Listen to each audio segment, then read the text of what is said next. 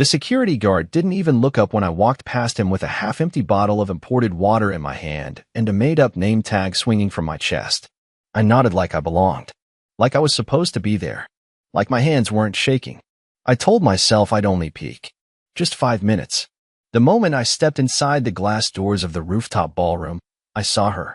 She was already dancing, spinning, laughing, with him. Not someone I knew. Not someone from her LinkedIn. This wasn't a colleague. This was someone who placed his hand far too low on her back, and she didn't move it. This was someone who whispered something in her ear that made her grin like she was back in college, wild, bold, untouchable. And for the first time in months, she looked alive. She never looked like that with me anymore. I ducked behind a tall floral centerpiece near the dessert table. I must have looked ridiculous. $40 at the thrift store for this blazer, pretending to be Martin DeWitt, systems consultant, when in reality, I could barely consult my own emotions. My heart slammed against my ribs as I watched him offer her a chocolate-dipped strawberry from the tray, one she bit without using her hands. And then, the crowd laughed. He took a bow. She curtsied. And they toasted to something. I don't know what. But it wasn't me. That's when it hit me. They weren't hiding. They weren't being careful. They were comfortable. Like this had been going on for a long time. Like everyone in that room already knew. Except me.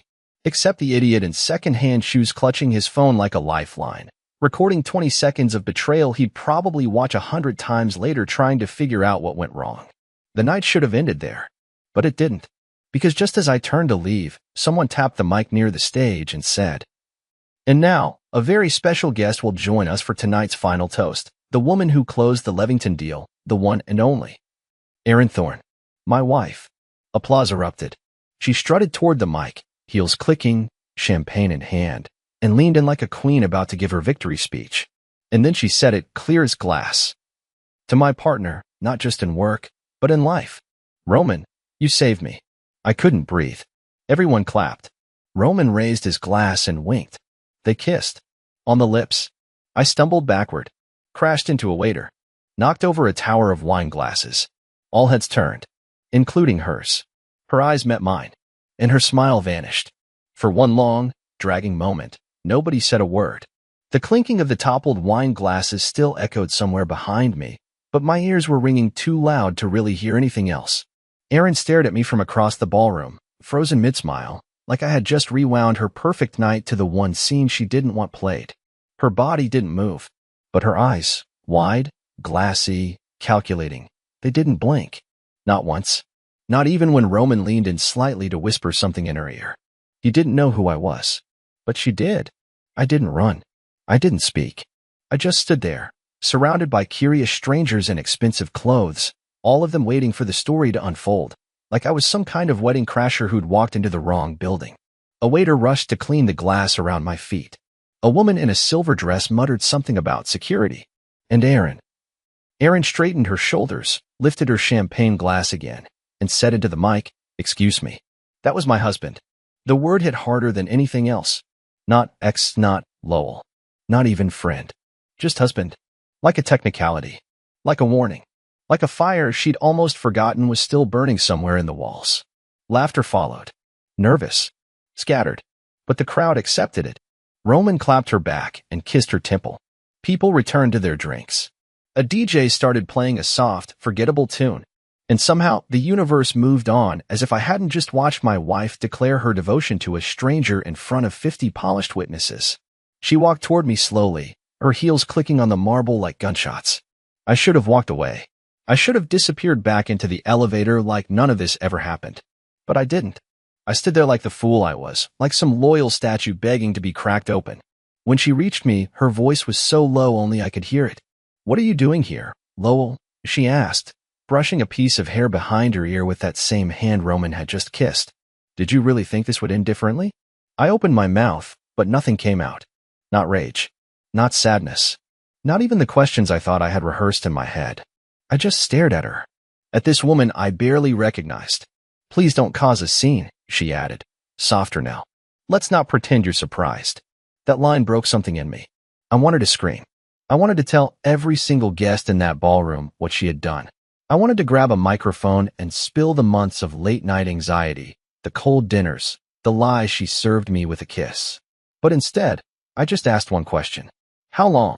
She hesitated. And that told me enough. 15 months, she said at last. Folding her arms like this was a boardroom debrief. It started on a retreat in Dallas. I didn't plan for it. It just happened. And it kept happening. I laughed. Not the kind of laugh that belongs at a party. The kind that hurts your ribs and tastes like blood in your mouth. You brought me here, I said. You made me walk into this. You let me see it. She didn't argue. She didn't flinch. She just said, I didn't think you'd come. And then Roman approached. Calm, confident, arrogant in the way only a man who thinks he's untouchable can be. He extended a hand to me like we were business partners. Lowell, right? Listen, this probably feels like a lot. I didn't shake it. I didn't answer him. I just looked at Aaron and whispered, You buried me before I even knew I was dead. Then I turned around, and I left the ballroom with nothing in my hands, not even the bottle of water I came in with. But she wasn't done, because the next morning, she showed up at my apartment. And what she brought with her, that's when things got truly insane.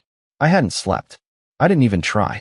I sat on the edge of my couch in the dark, staring at the blank television screen like it owed me answers. Every time I blinked, the ballroom replayed itself. Aaron's speech, the kiss, Roman's smug face, the look in her eyes when she said, Let's not pretend you're surprised. I'd always imagined that if something like this ever happened, I'd be furious. I'd break something. I'd scream. But instead, I felt hollow. Not just hurt, erased. Like the version of me that existed in her world had been quietly deleted long ago, and I was only just now seeing the notification. The knock came just after 6:30 a.m. I thought it might be the building manager again, the one who always gave me grief about parking slightly over the line. But when I opened the door, she was standing there. Aaron, hair in a low bun, no makeup, hoodie, no heels, holding a cardboard box like she'd just been fired.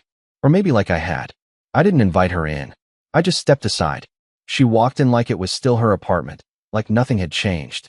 She placed the box on the coffee table and stood over it with her arms crossed. I stayed by the door, afraid if I got too close I might start screaming and never stop. I packed some of your things from the house, she said without looking at me. Photos, keepsakes, stuff I figured you'd want before I do anything permanent. I didn't answer. My jaw locked so tightly it hurt. She continued, like she was reciting lines from a meeting agenda. I also brought a letter. You probably won't want to read it now, but... Why? I asked. That stopped her.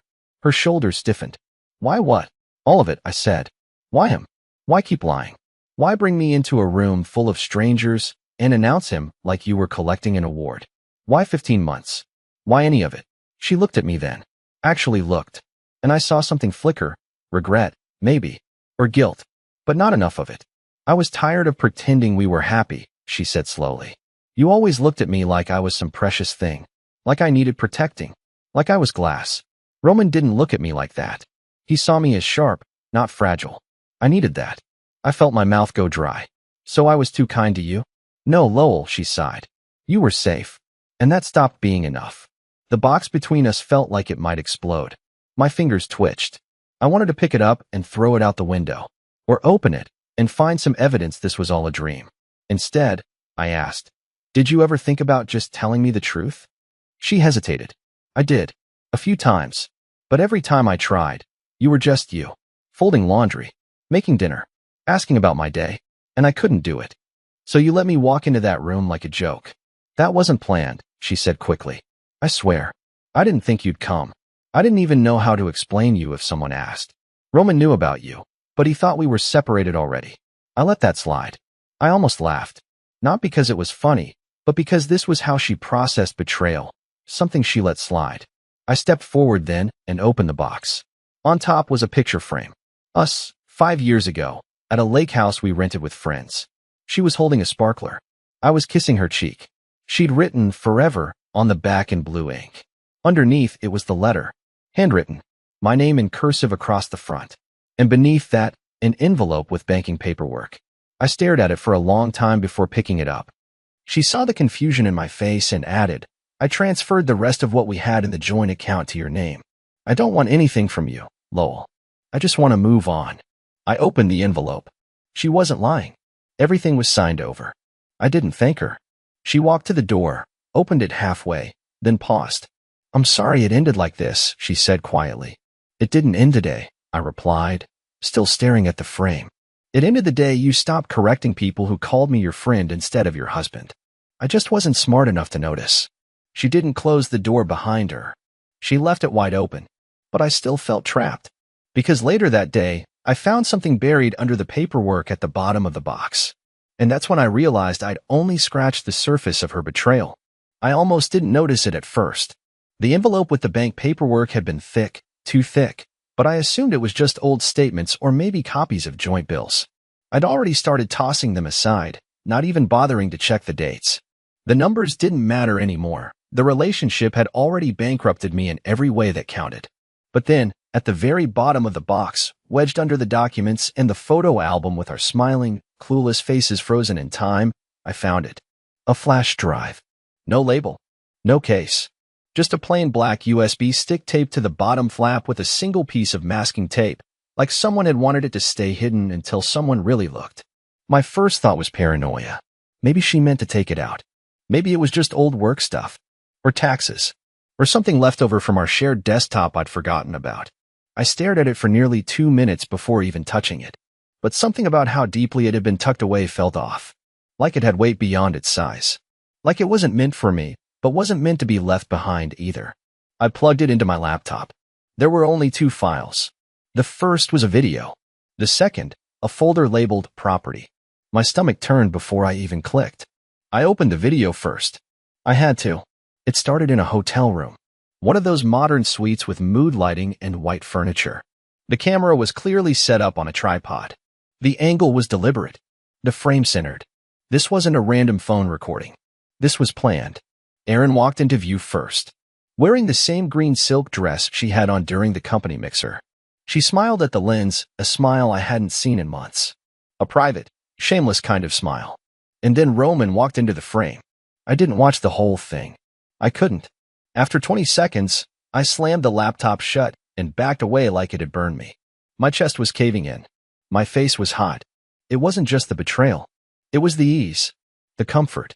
The way she looked at him like she used to look at me, but with none of the nervous affection. Just hunger. Like he was a reward she thought she'd earned. She left that in the box. She left that in the box. Was it deliberate? Was she trying to hurt me? Or did she genuinely forget it was in there? I didn't know what answer would feel worse. All I knew was that this woman, the one who'd kissed my forehead in bed just 2 weeks ago, who still wore the bracelet I gave her on our first anniversary, had casually documented her affair like it was a vacation. And then labeled it Property. My hands were trembling as I reopened the laptop, ignoring the video and clicking into the second folder. There were scanned documents, all PDF format, with names I didn't recognize. A few deeds. A car title. Some were signed by her. Some by Roman. And one, just one, had my forged signature on it. A vehicle registration transfer. For my car. I stared at the document, mouth open. The date on it was from 4 months ago, a week before she claimed she was helping a friend sell a used vehicle. I remembered it clearly. I even helped her skin something that night. She'd smiled at me the entire time. Made popcorn. Watched reruns. I had no idea I'd just assisted in stealing my own property. It got worse. Another document was for a shared storage unit under her name only. The inventory list? Personal items, client materials, photography equipment. But the photo embedded in the contract showed one of my guitars leaning against the wall, a guitar my dad gave me before he died. I'd been looking for it for months. She told me she'd probably donated it during spring cleaning. I felt sick. Like I was outside my body. Like I was watching someone else unravel. She hadn't just betrayed me physically.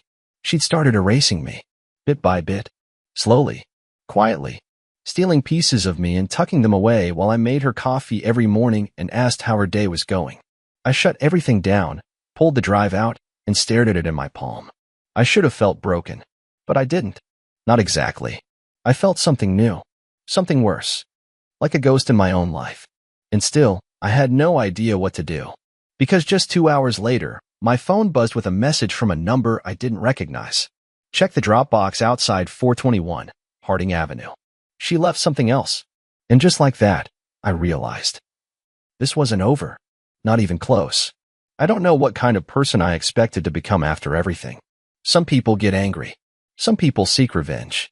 I always assumed, in my worst nightmares, that I'd just quietly fade, become one of those pale, hollow men you see at diners with nothing in their eyes but the echo of being left behind. But as I stared at the text from that unknown number, the name Harding Avenue triggered something sharp. It wasn't a complete address to most people, but I knew it. That was the location of Aaron's company's first office, back when they were just a rented co-working space and a dream team of underpaid interns. The building was mostly storage now, rarely visited, according to her. But the message was clear. Check the drop box outside 421, Harding Avenue. She left something else. She. Not Aaron. She. No name. No signature.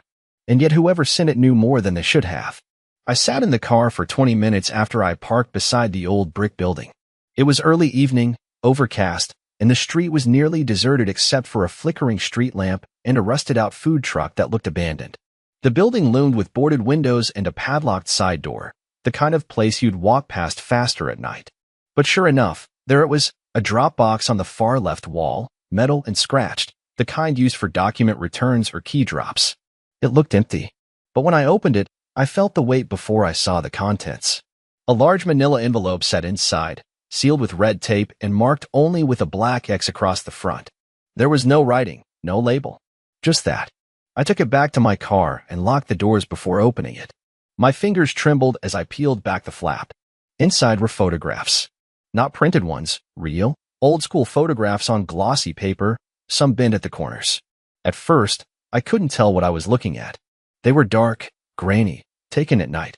Parking lots. Buildings. A car I recognized. My car. Parked outside an upscale condo complex I'd never been to. Then a series of shots showing Aaron walking into that building, on multiple nights. Not just with Roman, with others. Men I didn't know. One time, a woman. Always laughing. Always dressed to kill. Never alone. In one of the photos, she was kissing a man I'd never seen before. A silver-bearded guy in his late 50s. It wasn't Roman. It wasn't a coworker I knew. And it definitely wasn't a work client. Her hand was on his chest. His keys dangled from his fingers. Her wedding ring was gone. Some of the timestamps went back nearly 2 years. 2 years. That was before we'd even had our biggest anniversary trip. Before the therapy. Before the late-night tears and promises to try harder. Before any of the excuses. This wasn't an affair. This was a lifestyle. I turned the envelope upside down, and one final thing fell out, a note written in tight, small handwriting.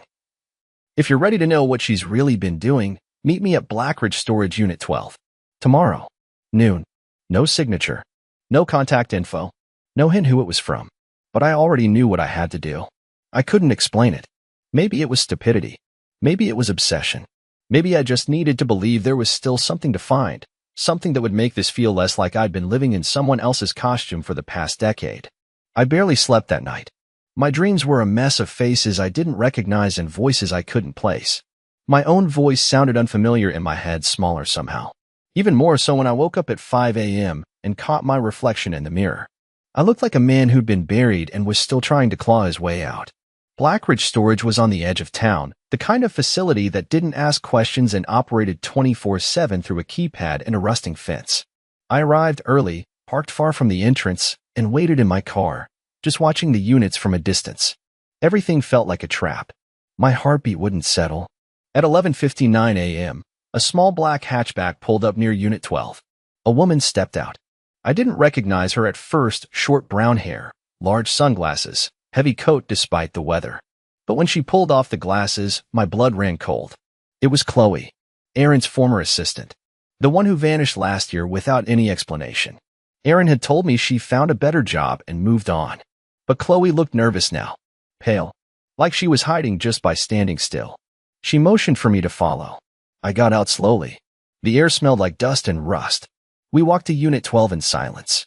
She unlocked it with a key from her coat pocket. The door rolled open with a loud metallic screech. Inside wasn't furniture. It wasn't old files. It wasn't storage. It was evidence. Rows of file boxes. A whiteboard covered in photos. Names. Notes. Travel itineraries. Emails.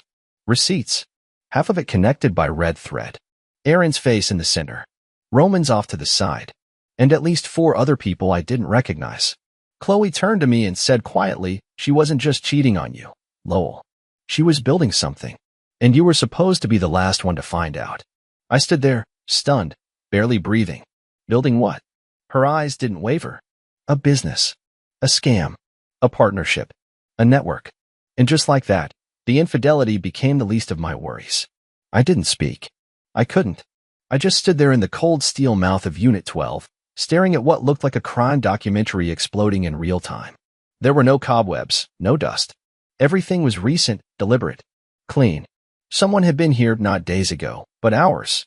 Maybe minutes. Chloe walked past me toward the back wall, where she flipped on a hanging bulb, revealing more folders on shelves and a printer that was still warm to the touch.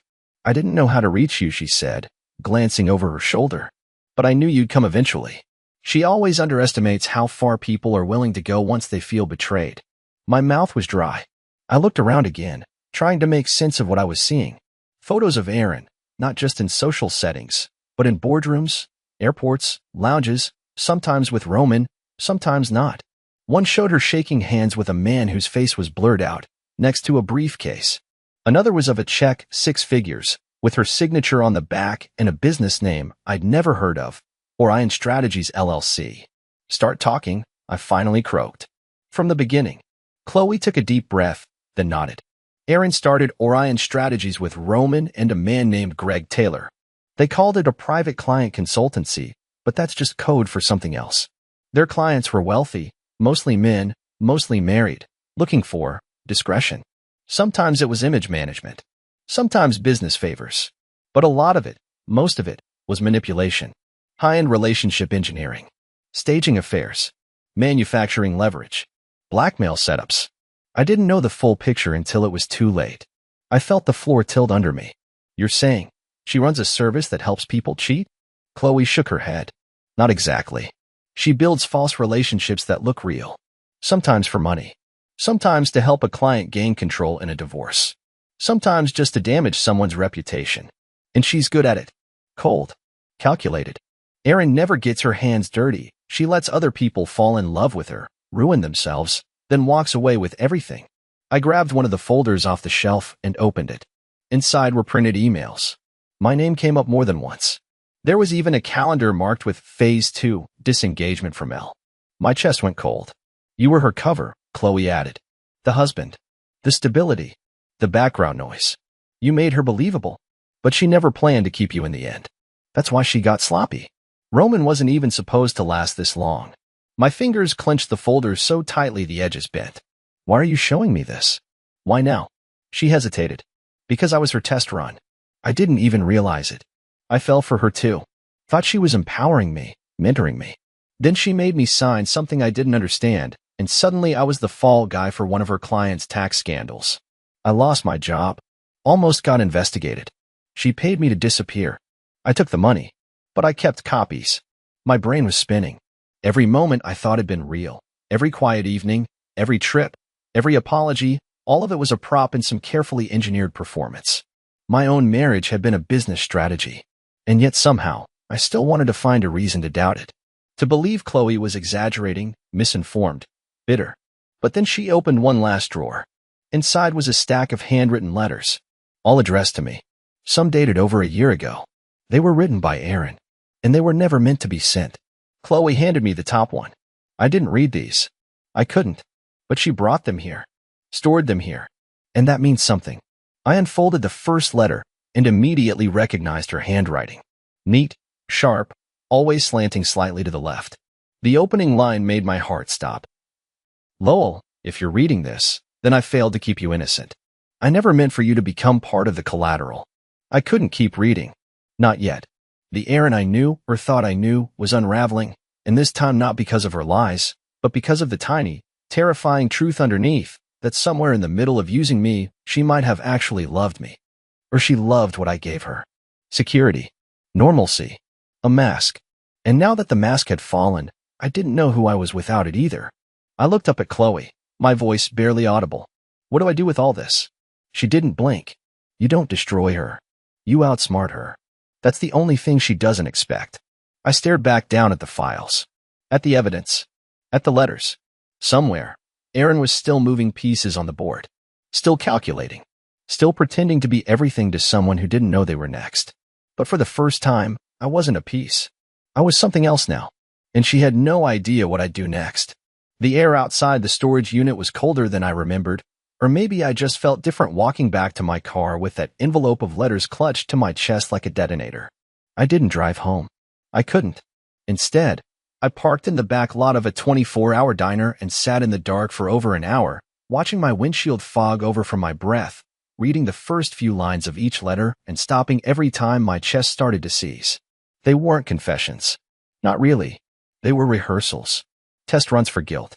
Words like, "You're better off without me," and "You were never supposed to see this side of me," and "I'm sorry, I didn't know how to be a good person without lying." Each letter peeled back another inch of skin from a version of her I'd never been allowed to see while we were married. She was the architect and the arsonist, carefully designing the house we lived in and burning it down while I made tea in the kitchen. I called my old friend Nolan at 2:18 a.m. I hadn't spoken to him in nearly a year. The last time we talked, he told me Aaron gave him weird vibes. I ignored him. Told him he was overreacting. Now I was the one asking for a favor. Nolan's a forensic accountant. Doesn't sound exciting, but he's the kind of guy who can trace a hidden account through 5 countries and 3 fake businesses while sipping a Slurpee. I told him just enough to get his interest. He told me to meet him at his office in the morning. He didn't even ask why I waited until the middle of the night to call. That's how you know someone's really your friend. They just say, "I'll bring coffee." At 9:04 a.m., I dropped the folder labeled Orion Strategies on his desk. He raised an eyebrow and whistled low. "This is either going to ruin someone's career or make you very, very dangerous." "Both," I said. Over the next 5 hours, Nolan went through the documents like a surgeon. Wire transfers. Shadow accounts. A shell corporation registered in the Bahamas. One in Vermont. Fake invoices with real money behind them. He made copies, made notes, cross-referenced names and companies, and at one point just leaned back in his chair and said, "She's laundering money through emotionally fabricated relationships. This isn't just cheating, Lowell. This is fraud. Serious fraud." I laughed. Not because it was funny, because it felt like I was watching a Netflix series with my face in the opening credits. "She owns a third of this?" I asked. "Officially," Nolan said, pointing to the printed documents. "No, but her name pops up in too many internal notes and emails to be innocent.